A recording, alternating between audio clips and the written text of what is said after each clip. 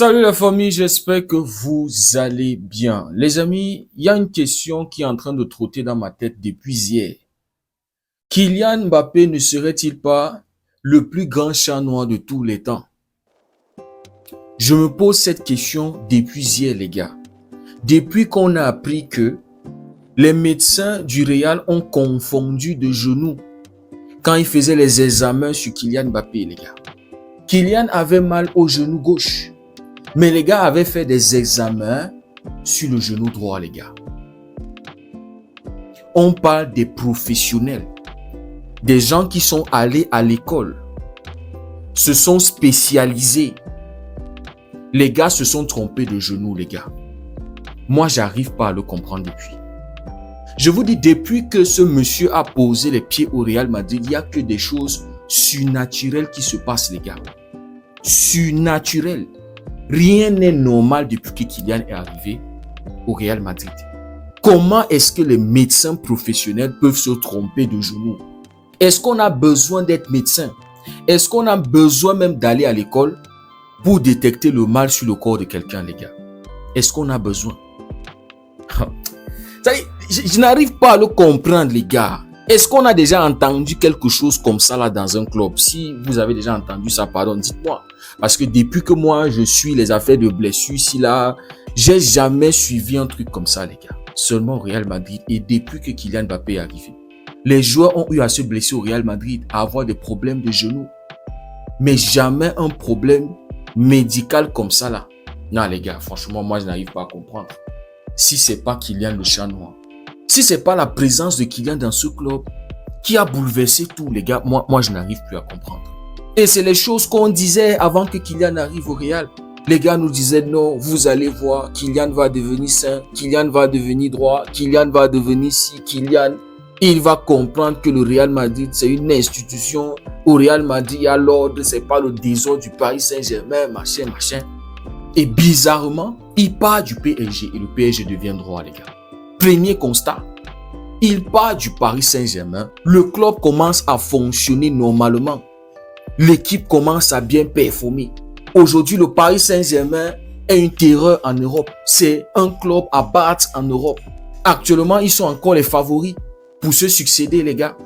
C'est-à-dire, Luis Enrique a réussi à exorciser Kylian Mbappé du PSG. Et aujourd'hui, on a un club qui fonctionne bien. On a un collectif qui vit bien, qui joue bien et qui a été capable de remporter le trophée qu'ils n'ont pas pu remporter avec Kylian Mbappé. Maintenant, il arrive au Real Madrid. Sa première saison a tout chamboulé. Des joueurs qui étaient en bonne progression ont régressé, perdu la forme, perdu la confiance. L'ombre d'eux-mêmes, c'est-à-dire on n'arrivait pas à les reconnaître. Des gars qui sortaient d'une victoire en Europe, Champions League. Des gars qui étaient champions d'Espagne. Kylian est arrivé et le désordre, les amis. Kylian est arrivé, même Carlo Ancelotti n'a pas pu garder son job, les gars, alors qu'il avait 2 ans sur son contrat. On le disait.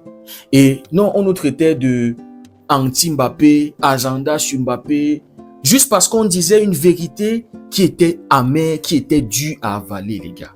Une vérité qui blessait tellement les Madrilènes et les pro-Mbappé. Vinicius qui sortait d'une saison Ballon d'Or.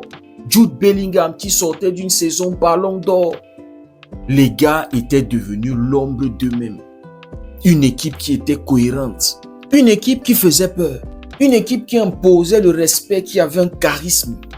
Les gars, la saison dernière, c'était tout le monde qui marchait sur le Real. C'était humiliation sur humiliation.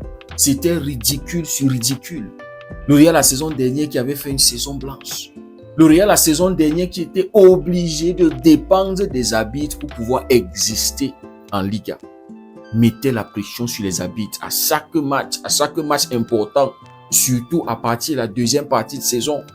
Les gars n'arrivaient plus à tenir le rythme du Barça. Un Barça qui sortait d'une saison catastrophique. Un Xavi qui avait dit non, ces gars ne sont pas prêts.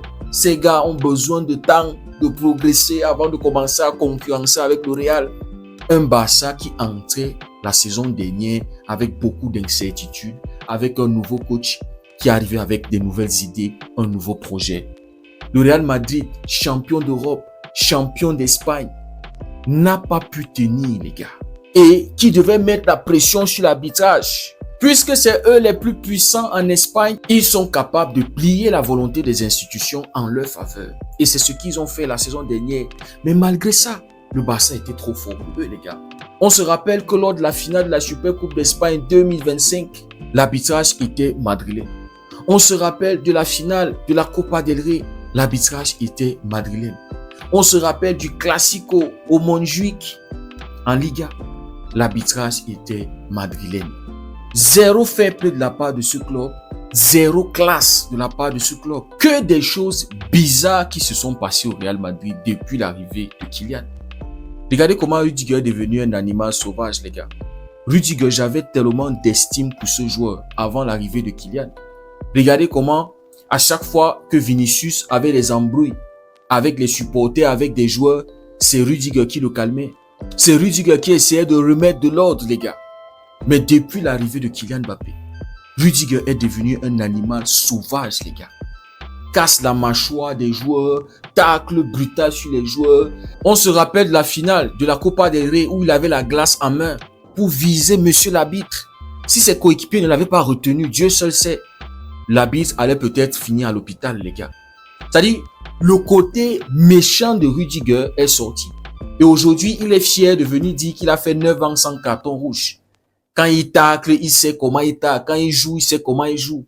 Alors qu'on est en train de voir un visage terrible de Rudiger depuis l'arrivée de Kylian Mbappé dans ce club. Je vous dis, que des choses surnaturelles depuis que Kylian a posé les pieds au Real Madrid.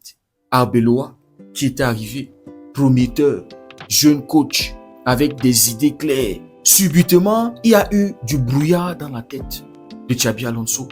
Un coach qui avait prouvé avec Leverkusen, les gars, qui avait fait toute une saison en Bundesliga sans perdre un match. Toute une saison où il avait perdu une seule fois. C'était en finale de l'Europa League. Il était arrivé au Real Madrid et toutes ses idées ont été chamboulées, les gars. Alors que les idées étaient claires dans la tête d'Alonso quand il arrivait au Real Madrid. Je vous assure, les gars, que des choses surnaturelles depuis l'arrivée de ce monsieur. C'est maintenant que Vinicius est en train de reprendre sa forme après la blessure de Kylian Mbappé. C'est-à-dire qu'il a fallu que Kylian se blesse pendant 2 mois pour qu'on puisse retrouver Vinicius. Il a fallu que Kylian s'absente du terrain pour qu'on puisse retrouver le Vinicius qui avait donné 2 Champions League au Real Madrid, les gars. Les Madrilènes avaient perdu le respect pour Vinicius. Vinicius qui était le chouchou des Madrilènes. Kylian est arrivé, c'est lui qui était le number one dans le cœur des Madrilènes. C'est lui qui était l'exemple à suivre. C'est lui qui avait le bon comportement. C'est lui. Je vous assure, depuis qu'il a posé les pieds dans ce club, on ne reconnaît plus le Real Madrid. Et maintenant, les médecins aussi, qui ont perdu la tête. Des professionnels, des gars qui sont allés à l'école. Simple truc, faire un examen sur un genou. Les gars se sont trompés de genou, les gars. Comment vous expliquez ça? Si c'est pas ce chat noir. On a un Real Madrid qui est encore en train de se diriger vers une saison blanche, les gars. Se fait éliminer par Albacete, 17e de la Segunda, les gars. C'est-à-dire d'un ridicule à un autre ridicule, les gars. Passer de 5e dans la phase de championnat en Champions League à barragiste, envoyé en barrage par un gardien. Les gars, des choses surnaturelles. C'est-à-dire avant ce match-là, personne ne voyait le Real Madrid sortir du top 8, les gars. C'est-à-dire que du ridicule. Comment est-ce que vous voulez m'expliquer que Kylian n'est pas le plus grand chat noir de toute l'histoire du football, de tous les temps, les gars? Maintenant, on a un Real qui est plus cohérent sans Kylian. Depuis qu'il n'est pas là, c'est des gros scores, c'est des matchs convaincants, c'est des matchs agréables à voir. Mais quand il est là, quand il va retrouver la forme, les gars, quand il va retrouver la forme, ne soyons pas surpris que les autres vont perdre. Les autres vont encore régresser. Les résultats vont porter que le nom de Kylian. Aujourd'hui, on a les résultats qui portent le collectif. Si le Real marque 4 buts, c'est pas seulement un seul joueur. Comment vous allez m'expliquer que Kylian n'est pas le plus grand chat noir de tous les temps? Moi, j'aimerais savoir dans les commentaires.